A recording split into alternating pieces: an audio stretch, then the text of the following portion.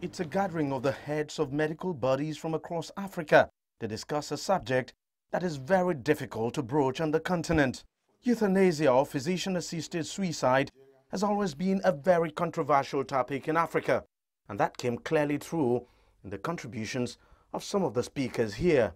Two questions I pose to my students always is that when you consider life worthless, what are those criteria you put together and say this life is worthless? And if you can answer that in the affirmative, I'll go on to ask, do you have the right to terminate somebody's life? We have to be part of the African voice on this issue of end-of-life issues. There are very many questions. How do we deal with some of these issues? So Kenya has a policy on palliative care, but on the question of euthanasia, on physician-assisted suicide, we are still exploring that.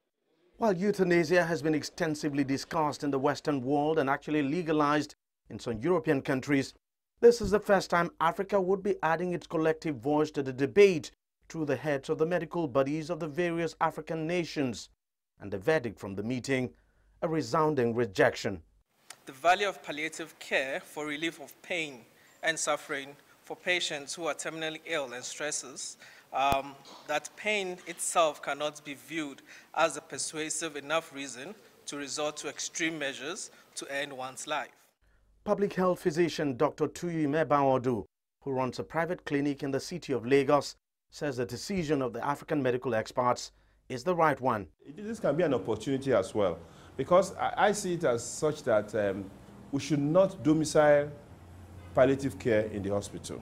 We need to build hospices where a new category of workers will now be manning those palliative care centers. This would certainly not be the last debate on euthanasia in Africa. The point is that Africa is sure not prepared for that practice at the moment. It's very much doubtful even African politicians would want to make laws allowing it on the continent.